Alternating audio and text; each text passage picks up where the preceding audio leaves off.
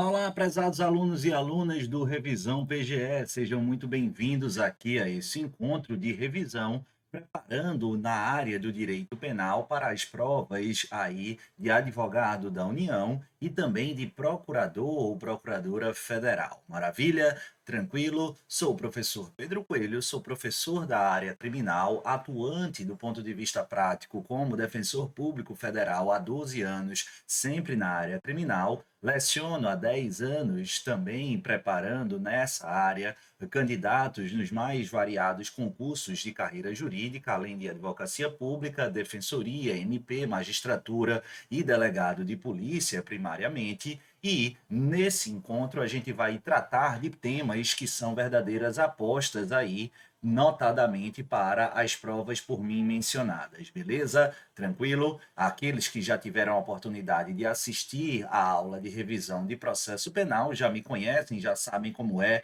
a pegada, o pique da remada, e aqueles que estão começando aqui, vamos tratar de direito penal e depois vocês veem lá a matéria ou a aula especificamente delineada para a matéria e a disciplina de processo penal, beleza? Tranquilo? Aqueles que quiserem interagir, eventualmente tirar dúvidas, minhas redes sociais estão aí. Professor Pedro Coelho, esse que vos fala, vamos tratar de direito penal. Meu perfil no Instagram é o @prof. Pedro Coelho DPU, meu canal do YouTube e do Telegram, fiquem aí à vontade para seguir e interagir. Maravilha? Vamos começar já com uma importante lei ou um importante crime. A gente tem aí a inclusão do artigo 337-E, trazida pela Lei 14.133 de 2021, que vai reproduzir um dos crimes mais constantemente cobrados em prova de concurso dentro da esfera da legislação penal especial. Afinal, esse delito, outrora, estava tipificado no artigo 89 da Lei 8666 de 93 e foi alterado aí em face da supressão desse dispositivo e a incorporação desse delito efetivamente no Código Penal, como a gente viu no artigo 337-E. Pedro, houve revogação, na verdade, tecnicamente a gente não fala em revogação do tipo, mas sim na incidência do princípio da continuidade normativo típica, ou seja, a conduta em si, ela continua a receber o tratamento de repúdio tipificado na legislação criminal. O que houve foi a superação, a revogação do tipo específico e a inclusão daquela conduta outrora trazida e tipificada no artigo 89 da Lei 8666, agora no artigo 337-E. Não há solução de continuidade na punição desse comportamento, o que houve foi uma modificação de aderência típica, outrora no artigo 89 e atualmente no artigo 337-E do Código Penal. É o que nós chamamos de princípio da continuidade normativo típica. Maravilha? Tranquilo? E o que é que esse dispositivo, assim como o anterior, trazem na sua essência, na sua previsão? Ele vai considerar criminosa, punível com reclusão de 4 a 8 anos, além da multa, a conduta de se admitir, possibilitar ou dar causa à contratação direta fora das hipóteses previstas em lei. Você vai perceber aqui que nós temos aqui um grande e importante exemplo de uma norma penal em branco. Como assim? Bidding, um histórico penalista, definia, na minha ótica, da melhor maneira possível, a ideia da norma penal em branco. É um corpo errante em busca de uma alma. Não faz sentido termos um corpo sem alma ou alma sem corpo. É algo desconexo, é algo incompleto e de quase nenhuma serventia. E qual é a alma aqui que busca a complementação dessa norma? Ora, doutores e doutoras, quando a gente tem a estrutura típica desse crime, como a contratação direta fora das hipóteses da lei, eu preciso saber quais são as hipóteses da lei, justamente para identificar se a hipótese do caso concreto está dentro da previsão legal ou fora. Maravilha? É por isso que ele vai ser complementado, esse tipo, com outro outro dispositivo desta feita estabelecido na própria Lei de Licitações. Aqui nós temos, então, um exemplo de norma penal em branco homogênea, porque complementada por uma outra fonte normativa de mesma hierarquia, de mesmo status, ou seja, uma previsão em lei ordinária. Se essa complementação, porém, fosse a partir de uma outra espécie normativa, como acontece, por exemplo, com a lei de drogas, que não define na sua essência o que é droga, remete essa definição para uma portaria do Executivo, especificamente a portaria 348 da Anvisa, da Agência Nacional de Vigilância Sanitária. Essa portaria 348 é um complemento, só que de hierarquia ou status normativo diverso. Nós teremos aqui na lei de drogas, diferentemente desse artigo 337-E, justamente uma norma penal em branco heterogênea. Feita essa revisão, o ponto princípio e fundamental que eu quero destacar aqui para vocês em relação ao delito de contratação direta ilegal é fundamentalmente uma reflexão e um apontamento acerca dos elementos ou do elemento subjetivo para a sua respectiva consumação. E por que, doutores e doutoras, presta atenção que no que tange ao elemento subjetivo, nós temos algo absolutamente essencial para a resistência e o reconhecimento de um crime. Não há responsabilização penal no âmbito brasileiro sem a presença de um elemento subjetivo. Por quê? Porque o direito penal, diante de um Estado democrático como é o nosso, pretensamente, nós temos justamente a impossibilidade, a absoluta incompatibilidade com a responsabilidade objetiva, diferentemente de hipóteses existentes no campo administrativo e eventualmente civil, no âmbito penal não há essa responsabilização objetiva. Eu preciso da presença de um elemento subjetivo, seja ele o dolo ou a culpa. A culpa somente naqueles expressos casos em que o legislador prevê, caso não fale absolutamente nada sobre negligência, imperícia, imprudência, não haverá modalidade culposa, beleza? De outra sorte, o dolo vai ser simplificadamente compreendido como a consciência e a vontade no agir, na adoção de um determinado comportamento.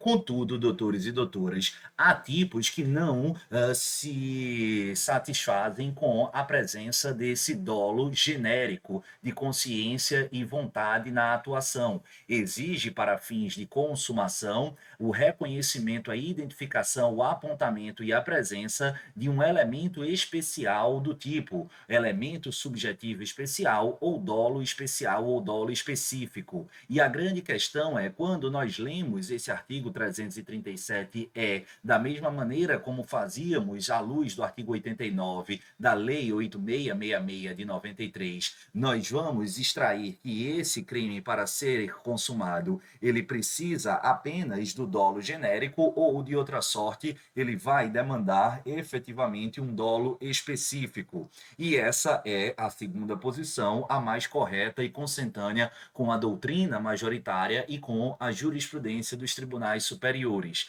Eu vou precisar, para fins de consumação do crime, do artigo 337-E, da mesma maneira como era no artigo 89 da Lei 8666, do dolo específico e da constatação do efetivo prejuízo do erário público da administração pública. Olha aqui o que esse precedente importante e recente do STJ vai nos permitir constatar. Vai para a tela.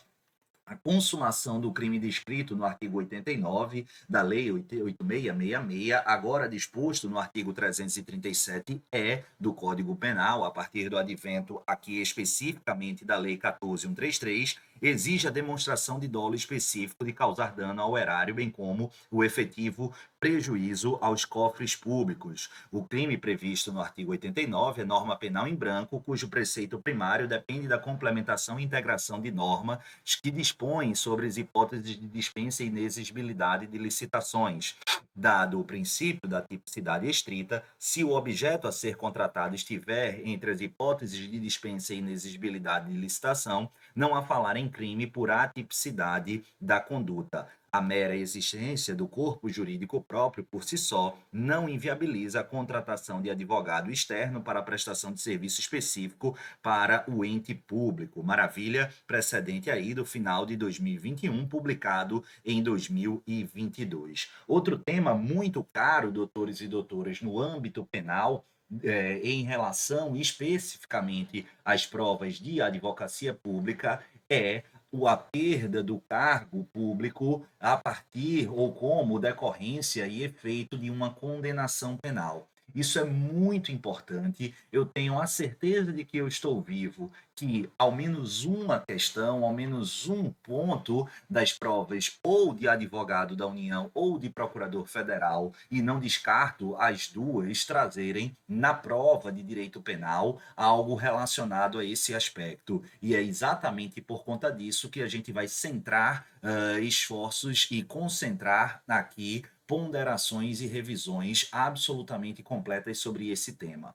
Para a gente falar sobre a perda especificamente do cargo público como decorrência de condenação criminal, eu preciso inexoravelmente tratar do artigo 92, inciso 1º, alíneas A e B do Código Penal. E nessa ótica eu já vou, antes de ler, trazer a seguinte indagação com a respectiva resposta.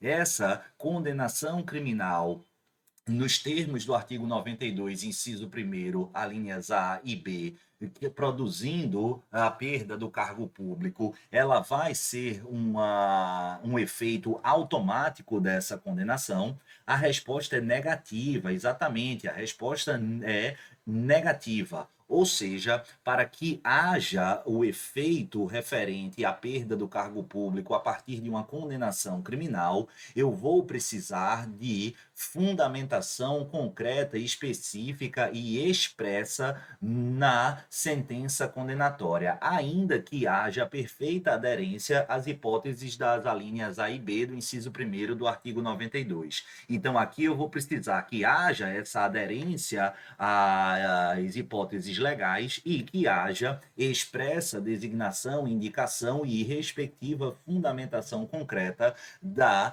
existência desse efeito no âmbito da sentença condenatória. Olha o que diz o dispositivo, vai para a tela. Ele vai dizer: são também efeitos da condenação, inciso 1º, a perda do cargo, função pública ou mandato eletivo, quando aplicada a pena privativa de liberdade por igual tempo ou superior a 1 ano, nos crimes praticados com abuso de poder, violação de dever para com a administração pública. Então, havendo esse vínculo aí, né, de violação de dever com a administração pública ou abuso de poder, aqui o parâmetro vai ser pena igual ou superior a 1 ano. Nos demais casos, aí a margem de tolerância é maior, quando, em outros casos, for aplicada a pena privativa de liberdade por tempo superior a 4 anos nos demais casos. Então, você vê aí que ele trata de duas fórmulas. Na primeira hipótese, ele fala penas de igual ou superior a 1 ano. Então, se for de 1 ano, vai permitir esse efeito da perda do cargo. Nos demais casos, ou seja, nos casos que não houver abuso ou de poder ou violação de dever para com a administração pública, vai ser acima de 4 anos. Pedro, e se for 4 anos, não há aderência típica aqui a essa previsão, beleza? Tranquilo? Como a gente disse, nesse caso, os efeitos aqui tratados não são automáticos. Não me deixa mentir a jurisprudência remansosa do Superior Tribunal de Justiça. Vê aí na tela. Nos termos da jurisprudência da Corte, à exceção dos casos de tortura, que não é a hipótese dos autos, a perda do cargo ou função pública prevista no inciso 1º do 92 não é consequência automática da condenação, sendo necessário existir fundamentação concreta e específica para esse desiderato, que não foi delineado na espécie pelas instâncias ordinárias. Então, o que é que a gente tem aqui? A gente tem as hipóteses do artigo 92, inciso 1º, alíneas A e B, que autorizam como efeito da condenação a perda do cargo, da função ou do mandato eletivo, beleza? Tranquilo? Show de bola. Só que essa consequência, esse efeito não é uma decorrência automática, via de regra, mas o próprio STJ, ele traz expressamente a exceção do crime de tortura. E, a bem da verdade, não apenas no crime de tortura. A gente pode citar outras situações, como, por exemplo, na Lei 12.850 de 2013, aquela que tipifica e regulamenta procedimentos e meios de investigação relacionados direta ou indiretamente às organizações criminosas. A Lei de Organização Criminosa, a Lei 12.850, também prevê uma hipótese de perda de cargo ou função pública que ocorrerá automaticamente, diversamente da regra entabulada no artigo 92, inciso 1º. Então, já estruture aí que a regra é que essa perda de cargo como efeito decorrente de condenação não é automática, salvo em algumas situações pontuais expressamente previstas pelo legislador, como é o caso da Lei de Tortura, Lei 9455 de 97 e da Lei de Organizações Criminosas, a Lei 12.850. Vai aí para a tela, respectivamente, a Lei de Tortura e de ORCRIM. A condenação acarreterá, então você vê aí que o legislador é imperativo, a perda do cargo, função ou emprego público e a interdição para o seu exercício pelo dobro do prazo da pena aplicada. Então você veja aí que, além da perda do cargo público, caso haja condenação à tortura, ser mandatório e automático, também haverá um prazo estabelecido aí para a interdição do exercício da função pública, nesse caso, pelo dobro do prazo da pena aplicada. Então, é um parâmetro variado ou variável. Por que eu estou destacando isso? Porque o outro dispositivo, referente à Lei de Organização Criminosa, ele não traz esse prazo de interdição aí variável, ele traz um prazo fixo de 8 anos. Dá uma olhada no parágrafo 6º do artigo 2º da Lei 12.850, que diz: a condenação com trânsito em julgado acarretará ao funcionário público a perda do cargo, função, emprego ou mandato eletivo e a interdição para o exercício da função ou cargo público pelo prazo de 8 anos subsequentes ao cumprimento da pena.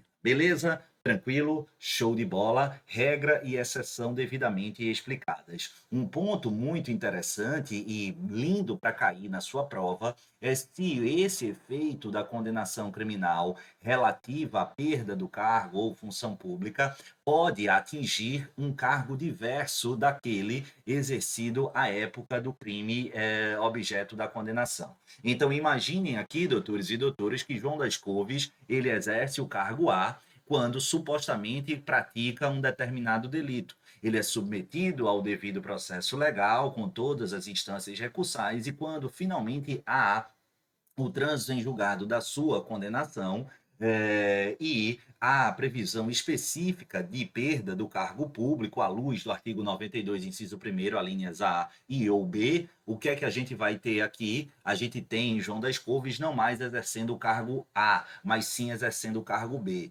Nesse caso, essa condenação definitiva, quando materializada e João das Couves ocupando não mais o cargo A, e o cargo, mas sim o cargo B, pode decorrer, pode gerar a perda do cargo exercido no momento do trânsito em julgado, no meu exemplo, o cargo B.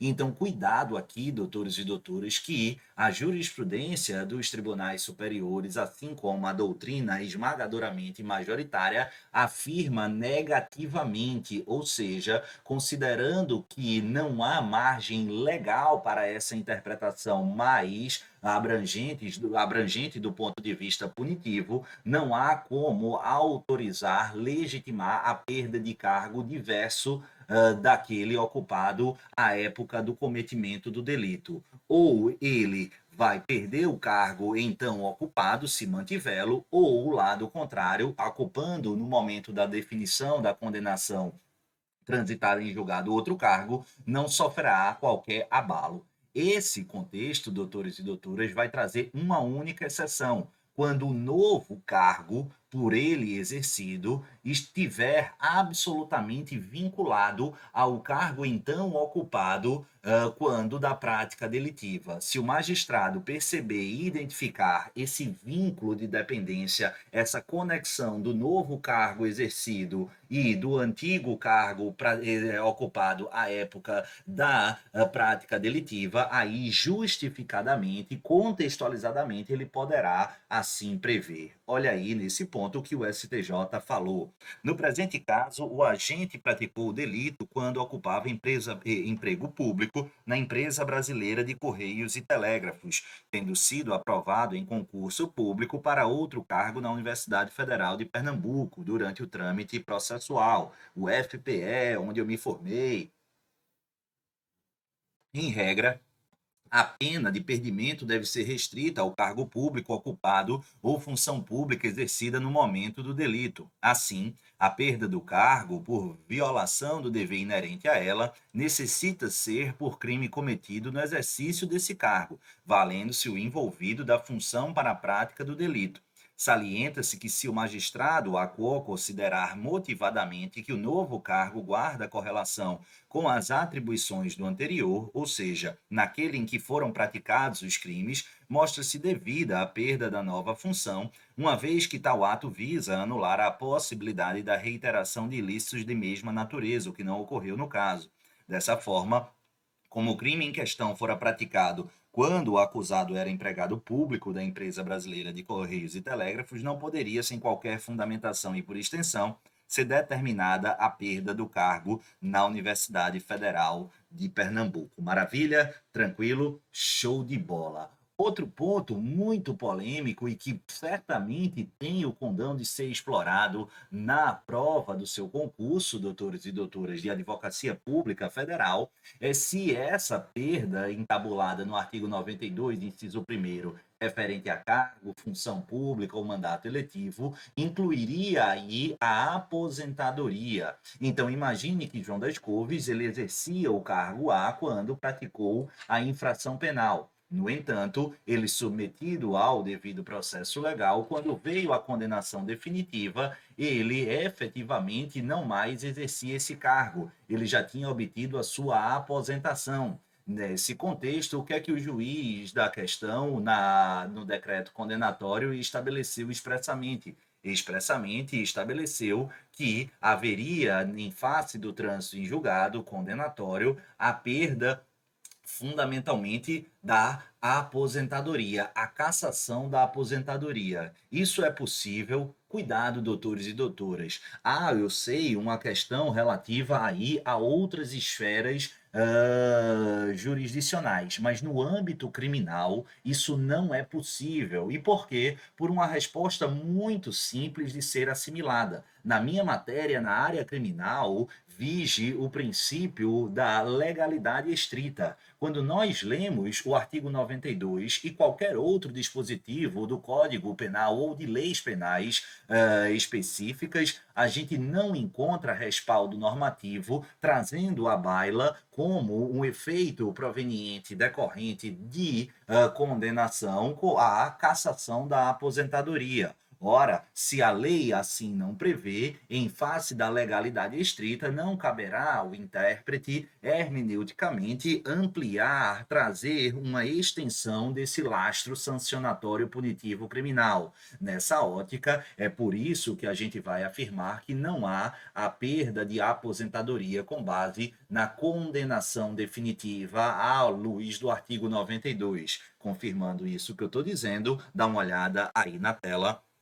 Condenado por crime funcional praticado em atividade anteriormente à aposentadoria, que se deu no curso da ação penal, não é possível declarar a perda do cargo ou função pública de servidor inativo como efeito específico da condenação. A cassação da aposentadoria com lastro no artigo 92, inciso 1º, a linha A do Código Penal é ilegítima, tendo em vista a falta de previsão legal e a impossibilidade de ampliar essas hipóteses em prejuízo do condenado. Maravilha? Tranquilo? Show de bola. Vamos falar um pouquinho sobre leis penais especiais. E tá lá no programa de vocês algumas reflexões referentes à Lei 9.613 de 98, a famigerada Lei de Lavagem de Capitais. E o que eu quero falar de início sobre a Lei de Lavagem de Capitais é que, não obstante ela datar de 1998, ela sofreu importante modificação dentro da sua estrutura a partir da Lei 12.683 de 2012. E, dentre essas modificações, nós tivemos a inserção, a colocação da lavagem de capitais ou da lei de lavagem de capitais como uma verdadeira lei de terceira geração. Rapidamente, a lei de lavagem de primeira geração é aquela cuja infração antecedente da lavagem era exclusivamente o tráfico de drogas. Lembre aqui que a lavagem é o chamado crime acessório ou parasitário, que demanda necessariamente uma infração penal antecedente, anterior, que produza riqueza e essa riqueza será objeto, eventualmente, de ocultação ou dissimulação da sua proveniência ilícita, conferindo a ela a aparência de ilicitude, a aparência de legalidade. Então, depende de uma infração penal antecedente. As primeiras leis de lavagens foram concebidas exclusivamente para enfrentar a decorrência da lavagem de capitais referente ao tráfico de drogas. Vendo que isso funcionou bastante, resolveram ampliar e tivemos aqui a lei de lavagem de segunda geração, que trazia um rol exaustivo e específico de infrações penais antecedentes, entretanto variadas, não apenas aqui o tráfico de drogas. A redação originária da Lei 9.613 de 98 traz sim, em essência, essa previsão de lei de segunda geração, porque no artigo 1º, nos seus incisos, salvo melhor juízo, 8 incisos, arrolava todos exaustivamente crimes e infrações penais que poderiam funcionar como delito ou infração antecedente. E, finalmente, a gente tem a lei de lavagem de capitais de terceira geração, que não traz rol exaustivo como infrações antecedentes, desde que a infração, seja crime ou contravenção, produza riqueza passível de ser dissimulada ou ocultada, poderá funcionar como infração antecedente. E em 2012, com a Lei 12.683, tivemos aí a modificação justamente nesse contexto. Feita essa revisão, a grande questão é saber se há a possibilidade ou não no Brasil do chamado self-laundering ou autolavagem. O que é aqui a questão da autolavagem? Presta atenção, porque o seu examinador adora confundir a cabeça de vários candidatos que, se não cuidarem e atentarem, escorregam nessa casquinha de banana. Por exemplo, quando a gente fala da imprescindibilidade de um ato ou de uma infração penal antecedente em relação ao crime de lavagem, isso é um fato insofismável. No entanto, doutores e doutoras, a grande questão é justamente saber se uma determinada pessoa que comete esse crime antecedente, ela pode também responder por lavagem de capitais em face da tentativa de ocultação ou dissimulação da origem e proveniência ilícita dos valores aqui obtidos. Então, imagine que João das Couves, ele é um importante traficante, portanto, ele comete o crime de tráfico de drogas e, a partir do dinheiro, da riqueza oferida, ele adota diretamente condutas visando a ocultar e a dissimular a origem ilegal desse dinheiro, passando a colocar uma aparência, uma roupagem de legalidade e de licitude. Aqui, doutores, será que a gente não estaria diante de um mero exaurimento do crime anterior? Essa é a tese sustentada por uma parcela minoritária da doutrina. Entretanto, vale destacar que a esmagadora maioria doutrinária e de forma tranquila e uníssona nos tribunais superiores STF e STJ vão entender que não se trata aqui de mera decorrência, de mero exaurimento da infração anterior. Vale destacar que, havendo um comportamento adicional por parte do agente, no sentido de adotar atuação voltada a conferir essa aparência de licitude, de legalidade às riquezas de proveniência ilegais, ilícitas, haverá o crime de lavagem de capitais, mesmo que o autor da lavagem de capitais seja o mesmo autor da infração antecedente. Então, cuidado aqui, porque, diferentemente, por exemplo, do artigo 349, o crime de favorecimento real, nesse caso, não houve a reserva de autolavagem. E isso ocorre em outras legislações, Por exemplo, o Código Penal italiano é muito específico em relação a isso. Se não me falha a memória, também é assim estabelecido no Código ou na legislação penal espanhola. Há uma reserva de autolavagem e nessas legislações expressamente diz, essas legislações expressamente dizem que quando o agente autor do delito antecedente for o mesmo da lavagem, ele não responderá por lavagem. Essa foi a opção do nosso legislador? Não, não houve essa reserva de lavagem e aí, portanto, a gente não tem qualquer problema de reconhecer a punição, a tipificação dessa que nós vamos chamar de autolavagem ou self-laundering, ou seja, o próprio agente autor da infração antecedente, adotando o procedimento de lavagem de capitais, também responderá por ela. Maravilha, tranquilo, diferentemente, como a gente disse, do delito de favorecimento real do 349. Olha aí o STJ confirmando o que eu digo para vocês, a lavagem de capitais pressupõe a ocorrência de delito anterior, sendo próprio do delito que esteja consubstanciado em atos que garantam ou levem ao proveito do resultado do delito anterior, mas recebam punição autônoma. Conforme a opção do legislador brasileiro, pode o autor do delito, a infração penal antecedente, responder por lavagem de dinheiro, dada a diversidade dos bens jurídicos atingidos e a autonomia deste delito. Maravilha? Tranquilo, show de bola. O que eu tinha falado, doutores e doutoras, exatamente é que a Lei 12.683 de 2012 havia trazido algumas modificações, entre outras, a colocação da lavagem de capitais atualmente regida aqui dentro do Brasil como uma lei de terceira geração. Nós já explicamos as três gerações, a primeira, a segunda e a terceira, e foi em 2012 que a gente suspende a previsão de delitos antecedentes exaustivamente arrolados do inciso 1º ao 8º do artigo 1º da Lei de Lavagem de Capitais, trazendo genericamente, isso é importante, que o crime de lavagem pode ter como antecedente qualquer infração penal, seja ela crime, seja ela uma contravenção, desde que, claro, desse comportamento ilícito se esvaia, se produza, se identifique a extração de riqueza. Essa riqueza ela vai dar a origem à possibilidade de ocultação ou dissimulação, que é naturalmente a lavagem de capitais. Olha aí o tipo previsto no artigo 1º, atual redação: ocultar ou dissimular a natureza, origem, localização, disposição, movimentação ou propriedade de bens, direitos ou valores provenientes direta ou indiretamente de infração penal, e não mais crime como a lei originária falava.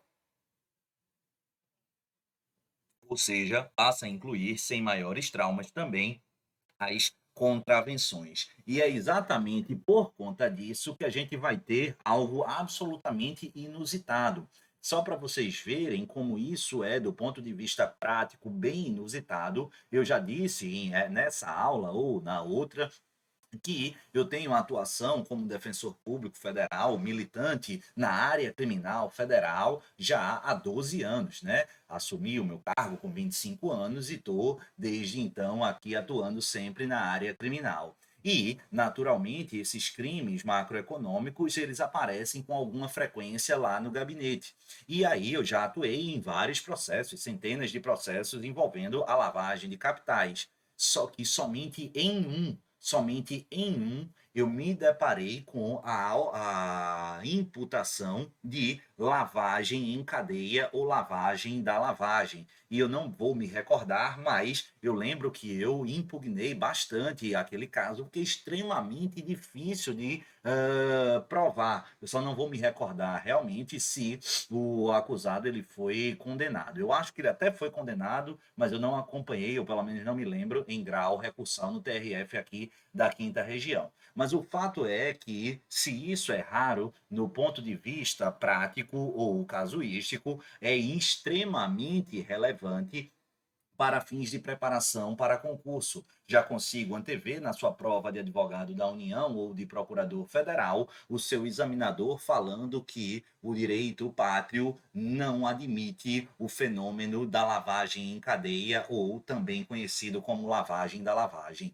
E aí, isso é falso ou verdadeiro? Bom, Pedro, é falso. Bom, Pedro, é verdadeiro. Olha, de nada adianta você acertar se é falso, se é verdadeiro, se estiver chutando sem saber o que é lavagem em cadeia. Presta atenção que essa afirmação que eu fiz, ela é falsa. O direito pátrio admite sim a lavagem em cadeia ou a lavagem da lavagem. E presta atenção qual é a ideia. A lavagem em cadeia ou lavagem da lavagem é exatamente a lavagem de capitais que ostenta como antecedente imediato uma outra lavagem.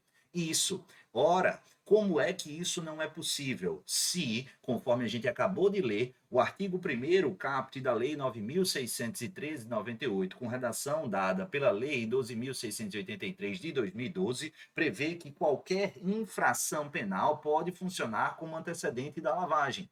Então, imagine, doutores e doutoras, que João das Couves, ele praticou um crime de tráfico de drogas. Com essa riqueza, ele contrata uma empresa X, para justamente promover essa ocultação e dissimulação da proveniência ilícita, com fins de dar aparência de legalidade. E aí ele contrata essa empresa X, ela atua dessa maneira. Só que, para garantia e para aperfeiçoamento dos serviços, a própria empresa X, ela pega os valores que ela ocultou, dissimulou e contrata aí, ou subcontrata a empresa Y, que vai, de sua vez, justamente trazer novos procedimentos para novamente ocultar e dissimular a origem ilícita desses valores. Então, perceba, aqui a empresa X, ela praticou fundamentalmente uma lavagem de capitais a partir de infração penal antecedente, no meu exemplo,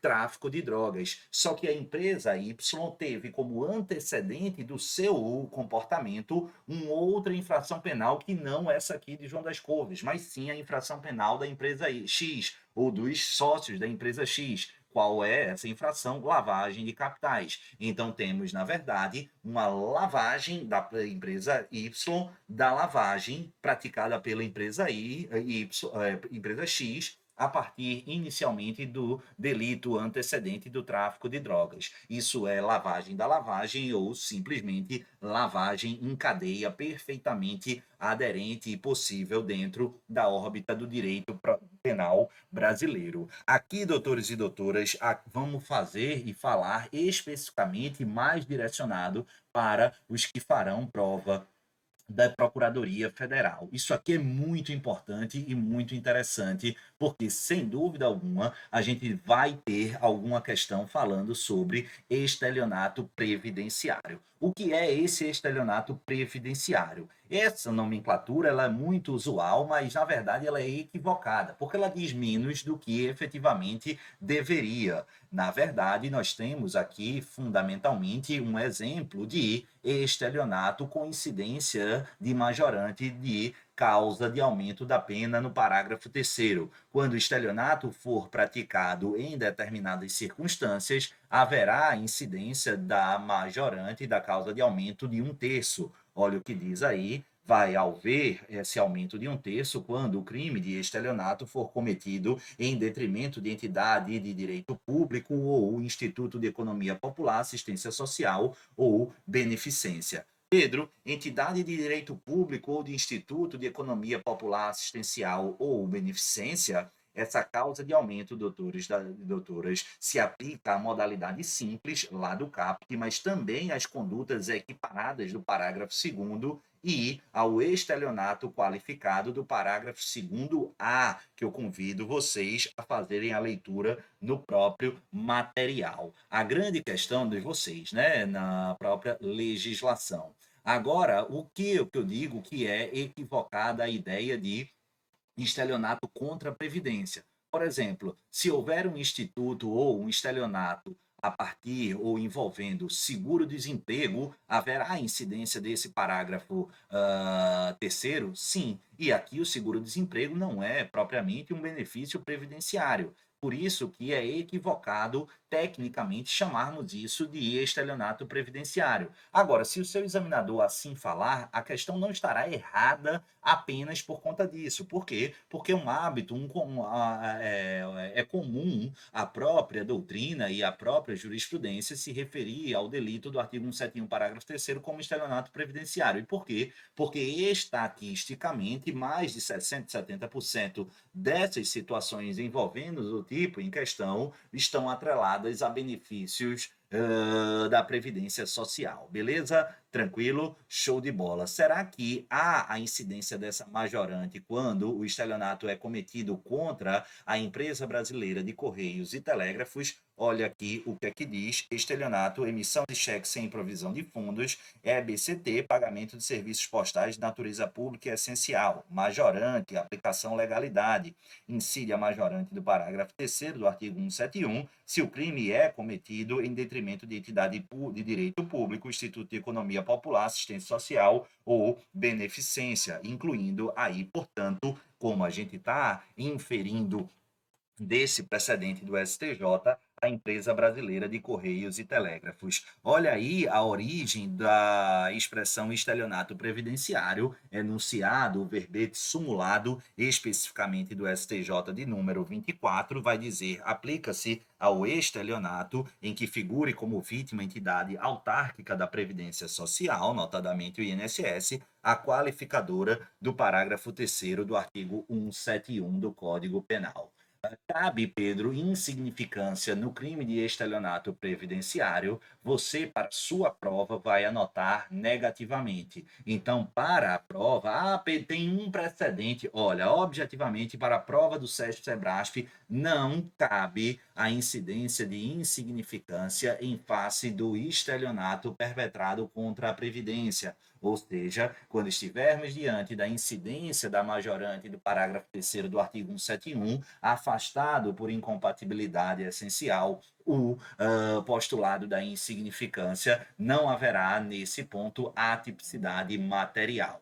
Agora, o ponto, se eu tivesse que apostar que tem maior probabilidade de ser explorado na prova dos senhores e das senhoras, indubitavelmente vai versar sobre o momento consumativo do estelionato do artigo 171, parágrafo 3º. E por quê? Porque não há uma resposta estanque, não há uma resposta padronizada. Ao contrário, eu preciso atentar, olhar as peculiaridades, as particularidades, as idiosincrasias do caso concreto para entender em que caixinha vou enquadrar e aí sim dar a resposta. Então, vamos tentar organizar e estruturar essas situações de forma a que você não se atrapalhe na prova do seu concurso. Então, presta atenção.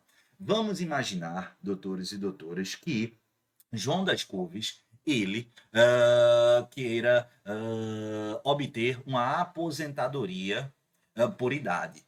E aí, o que é que ele faz? Ele percebe que ainda faltam 5 anos para ele se aposentar. Mas ele está cansado de trabalhar, ele quer descansar, e aí ele tem uma bela ideia. Já sei.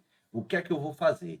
Eu vou alterar o meu documento de identidade, que trazendo para mais cedo a data de nascimento, de forma a que eu tenha essa antecipação etária de 5 anos, fique formalmente 5 anos mais velho e possa dar entrada e me beneficiar da minha aposentação. Beleza? Beleza. Ele pratica uma fraude documental, ele dá entrada administrativamente e obtém exitosamente o seu benefício, a sua aposentadoria. Tempos depois, doutores e doutoras, a gente vai ter a constatação e a percepção de que ele fraudou a Previdência e ficou recebendo esse dinheiro. Beleza, beleza. Aí o que é que eu vou te perguntar? E o que é que o seu examinador vai perguntar? Qual é a natureza jurídica desse crime de estelionato praticado por João das Couves? E isso impacta justamente no momento consumativo. Por quê? Porque você vai perceber que esse delito praticado por João das Couves, quando ele mesmo pratica a fraude e ele mesmo se locupleta, ele mesmo se beneficia da vantagem a cada depósito da prestação referente à aposentadoria, que ele vai estar cometendo um crime permanente. Isso é muito importante, por quê? Porque o crime permanente, ele é entendido como aquele cuja consumação se protrai no tempo. Não apenas está em constante situação de flagrância, como prevê o artigo 303 do Código de Processo Penal, como também o lapso prescricional só e somente só começa a ser contado quando da cessação da permanência. Maravilha? Tranquilo. Então, nesse caso, por mim narrado, nós estamos diante de um crime permanente. Agora, vamos mudar um pouco aqui o exemplo. Vamos imaginar que João das Couves, ele na verdade, ele quer enrolar aqui, fraudar a Previdência, mas ele não tem essa sagacidade. Só que ele vai e busca os auxílios e os serviços de Antônio. Antônio, ele se predispõe a alterar o documento de João das Couves mediante uma módica e singular pagamento, um módico e singular pagamento quando sair a primeira prestação do benefício, caso ele exitosamente consiga obter. E aí, Antônio prepara todo esse documento falso, João das Couves vai lá no INSS, dá entrada e consegue obter a aposentadoria fraudulentamente de forma administrativa e começa a receber. Ele recebe o primeiro benefício e passa integralmente essa primeira prestação para Antônio. Depois, ele continua recebendo, recebendo, recebendo. Dali a 3 anos depois, ele é processado e suspendem aqui. A grande questão é, veja, em relação a João das Couves, nesse caso específico, a gente já viu que haverá um crime de estelionato do parágrafo 3º e de caráter e natureza jurídica permanente. E a regra, doutores e doutoras, é a teoria monista, ou seja, todos os envolvidos respondem pelo mesmo crime nas mesmas circunstâncias e situações, variando apenas a medida da culpabilidade. Só que aqui, do ponto de vista prático, a gente tem uma espécie de exceção pluralista à teoria monista, não no sentido de responder o Antônio a um crime diferente. É o mesmo estelionato contra a Previdência, mas de natureza diversa. Porque se João das Couves, o beneficiário, responde por um crime permanente, aqui nessa lógica binária, ou dúplice do estelionato contra a Previdência, Antônio vai responder pelo estelionato previdenciário, mas na ótica e na natureza de um crime instantâneo de efeitos permanentes, como o prejuízo ou benefício patrimonial só ocorre na primeira vez, aqui o que é que acontece? Ele vai ter consumado aquele momento, inclusive é daquele primeiro momento que iniciará já de imediato o curso do prazo prescricional. Então, cuidado aqui, por quê? Porque a gente tem uma situação quando a fraude for praticada em favor próprio ou quando a fraude for praticada em favor de terceiro. Olha aí esse precedente bastante elucidativo sobre essa temática. Em sede de estelionato previdenciário, a jurisprudência passou a distinguir as hipóteses entre crime praticado pelo próprio segurado, que recebe mês a mês o benefício indevido, e o crime praticado pelo servidor da autarquia previdenciária ou por terceiro não beneficiário, que comete a fraude inserindo os dados falsos. O ilícito praticado pelo segurado da Previdência é de natureza permanente e se consuma apenas quando cessa o recebimento indevido do benefício, iniciando-se daí a contagem do prazo prescricional, e o ilícito praticado pelo servidor do INSS ou por terceiro não beneficiário é instantâneo de efeitos permanentes, e sua consumação se dá no pagamento da primeira prestação do benefício indevido, a partir de quando se conta o prazo da prescrição da pretensão punitiva. Em consequência, reconhece-se a natureza permanente do crime de estelionato previdenciário quando praticado pelo próprio beneficiário e a natureza instantânea de efeitos permanentes do crime quando praticado por não beneficiário. Essa ainda é a ótica exatamente aplicável dessa distinção e atual para a sua prova. Há uma outra situação, essa muito relevante e que pode aparecer na sua prova, que é o caso do cartão do defunto. Como é, Pedro? Calma, deixa eu te explicar. A hipótese do cartão do defunto é aquela na qual, por exemplo, Mariazinha, a filha de João das Couves, já era responsável por sacar o benefício de aposentadoria do pai dela. Mariazinha, ela já tem os seus 30 anos e, portanto, não é mais dependente previdenciária de João das Couves. Ocorre que João das Couves, ele vem a falecer. Então, com o evento morte, acabaria fundamentalmente o direito, claro, de aposentadoria, de receber essa aposentadoria. E aí seria o caso de transformar a aposentadoria em pensão por morte, mas não há mais beneficiária. Mariazinha, percebendo essa situação, diz: bom, se continuarem a pagar, eu vou continuar a sacar. E por mais de um ano, o INSS continua a pagar porque ou não foi informado ou não constatou dentro do seu sistema a morte de João das Couves. E aí continuava a pagar e Mariazinha ela ia sacando mês a mês. Por quê? Porque ela tinha o cartão, tinha a senha,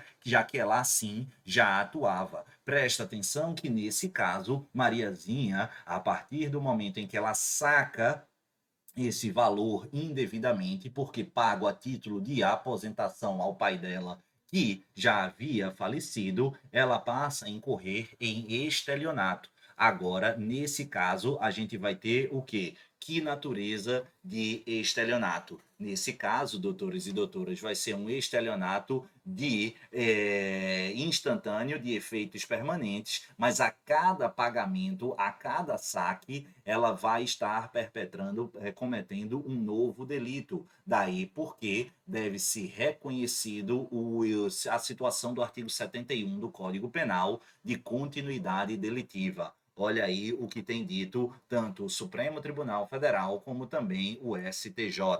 A orientação jurisprudencial deste Supremo Tribunal Federal é no sentido de que o estelionato previdenciário, praticado por terceiro não beneficiário, tem natureza de crime instantâneo de efeitos permanentes, devendo ser mantida a causa de aumento prevista no artigo 71.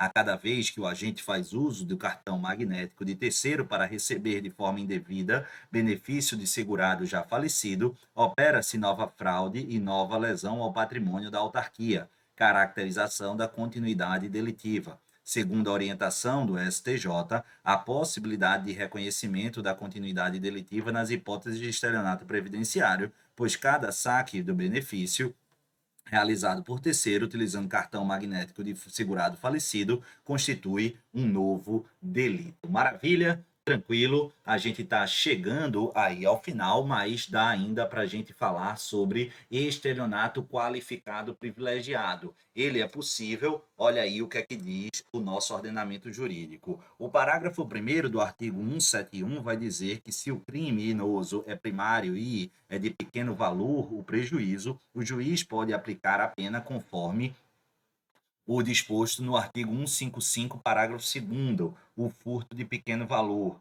O que é isso? Quando isso ocorre, o juiz pode substituir a pena de reclusão pela de detenção, diminuí-la de 1 a 2 terços ou aplicar somente a pena de multa. Então, será que eu posso aplicar o parágrafo 1º do artigo 171 ao crime do artigo do parágrafo 3º? O fato, diz o STJ, de o estelionato ter sido cometido em detrimento à entidade de direito público não obsta por si o reconhecimento da figura do privilégio, que pressupõe para sua incidência tão somente os requisitos previstos no parágrafo 1º do dispositivo, quais sejam a primariedade do agente e o pequeno valor do prejuízo. Demais disso, a posição topográfica dos parágrafos 1º e 3º não torna impossível a configuração do estelionato qualificado privilegiado, se presentes as circunstâncias fáticas da qualificadora e da causa de diminuição em questão, as quais não são incompatíveis entre si. Então, é perfeitamente possível, doutores e doutoras, o estelionato qualificado privilegiado. Beleza? Tranquilo? Ainda dá tempo de a gente tratar um pouco sobre arrependimento posterior. Cabe arrependimento posterior no crime de moeda falsa, doutores e doutoras. O crime de moeda falsa está lá previsto no artigo 289, caput e parágrafos. Agora, presta atenção, por quê? Porque o tema aqui de arrependimento posterior é mandatório para as provas de advocacia pública. E aí, quando é que acontece? Acontece, doutores e doutoras, nas seguintes situações. Olha o que diz o artigo 16 do Código. Nos crimes cometidos sem violência ou grave ameaça à pessoa, reparado o dano restituído à coisa até o recebimento da denúncia ou da queixa por ato voluntário do agente, a pena será reduzida de 1 a 2 terços. Maravilha. E aí, então, vamos fazer a seguinte situação hipotética. Vamos imaginar que João das Couves tá lá no quermesse e ele tá paquerando Mariazinha. E aí ele é o velho da lancha, não, como é que é? O rei do camarote. Se acha ali o rei do camarote.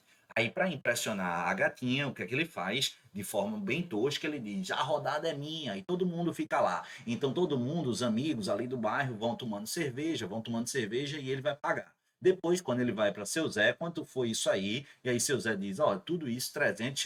Mariazinha só olhando, e o que é que ele faz? Então tá aqui, ele dá lá R$ 300 e pica a mula. Seu Zé bota a mão no bolso, ou o dinheiro no bolso e vai seguindo. Depois, quando ele vai olhar, justamente, o que é que a gente tem? A gente tem a constatação de que, na verdade, aquelas 3 notas de R$ 100 são falsas. Aí se chama a Polícia Federal vem em questão, abre-se inclusive o início das investigações e aí entram em contato com o João das Couves. João das Couves corre e logo no outro dia ele procura o seu Antônio da Vendinha e ele faz o quê? Ele paga os R$ 300 com notas verdadeiras, pede mil desculpas e tudo mais, mas ele paga. A grande questão é, nesse caso, nós temos a incidência do arrependimento posterior. Cuidado, pessoal. Por quê? Porque muita gente vai dizer que sim.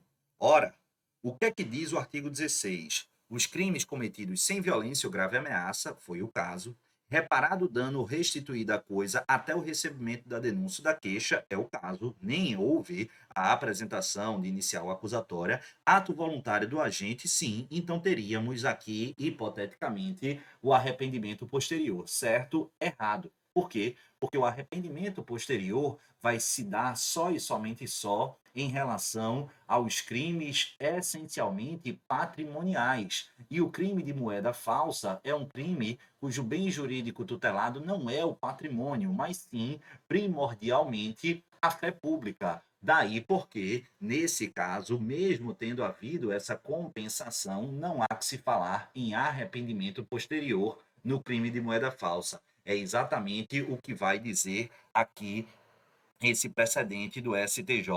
Não se aplica o instituto do arrependimento posterior ao crime de moeda falsa. Na moeda falsa, a vítima é a coletividade como um todo e o bem jurídico tutelado é a fé pública. Logo, não se trata de um crime patrimonial. Tanto isso é verdade que a consumação desse delito ocorre com a falsificação ou com a introdução de moeda falsa em circulação, sendo irrelevante que tenha ocorrido dano patrimonial imposto a terceiros. Os crimes contra a fé pública, assim como os demais crimes não patrimoniais, são incompatíveis com o instituto do arrependimento posterior, dada a impossibilidade material de haver reparação do dano causado ou a restituição da coisa subtraída. Só avançando aqui sobre arrependimento posterior, cuidado para não confundir com arrependimento eficaz ou desistência voluntária, esses organizados e tutelados no artigo 15, os chamados ou a chamada ou as chamadas pontes de ouro do direito penal. As pontes de ouro, está aí no material de vocês, seriam o caminho possível de ser percorrido pelo agente que iniciou a prática de um ilícito penal, voltando a corrigir o seu percurso, retornando à seara da legalidade. A ponte de ouro está presente entre nós no artigo 15 do Código Penal, nos institutos do arrependimento eficaz e desistência voluntária. Segundo ele, o agente que voluntariamente desiste de prosseguir na execução, desistência voluntária, ou impede que o resultado se produza, arrependimento eficaz, só responde pelos atos já praticados. E, na verdade, o arrependimento posterior do artigo 16 vai se inserir e qualificar não como uma ponte de ouro, mas como a chamada ponte de prata nos dizeres de von Liszt, dizendo que trata-se de um caminho a ser adotado pelo agente criminoso, ofertado pela legislação, visando também a redução de danos da conduta delituosa, que, não obstante não evitar que o réu responda pelo crime perpetrado, autoriza uma minoração das circunstâncias, viabilizando que o processamento se dê como se tentativa fosse. Ela não será beneficiado com a exclusão da tipicidade, mas o será com a causa de diminuição da pena. É o caso do arrependimento posterior. Maravilha, doutores e doutoras. Pessoal, a gente tem outros precedentes aí sobre arrependimento posterior no último slide, que eu não vou ter tempo de abordar, mas eu peço que vocês deem uma lida, porque eles podem ser cobrados na prova de vocês. No mais, desejo tudo de bom, muita tranquilidade, calma, discernimento. O que tinha para ser feito na preparação de vocês já assim o foi. Agora é respirar, descansar, manter a calma, a paciência e dar o melhor. Essas são as variáveis que a gente tem o controle, foquemos nelas. Nas demais, a gente não tem o controle, a gente entrega ao destino, a Deus, enfim, ao que nós quisermos acreditar e o que for conveniente para vocês. Muita calma, hora de aplicar tudo aquilo que vocês estudaram e colher aí o resultado. O bacana é que, seja qual for ele, aí exitosamente, no que tange a aprovação ou não, a gente tem a capacidade e aptidão de extrair bons aprendizados, seja para caminharmos para fases posteriores, seja para identificar aquilo que precisa ser aperfeiçoado e continuado na marcha rumo à obtenção não apenas da aprovação, mas da conquista, da realização de um tão aguardado e desejado e buscado sonho. Maravilha? Tranquilo? Um beijo no coração de todos, fiquem com o Papai do Céu e até a próxima. Quem quiser interagir, basta trazer e seguir-me nas redes sociais. Valeu, pessoal. Até a próxima. Tchau.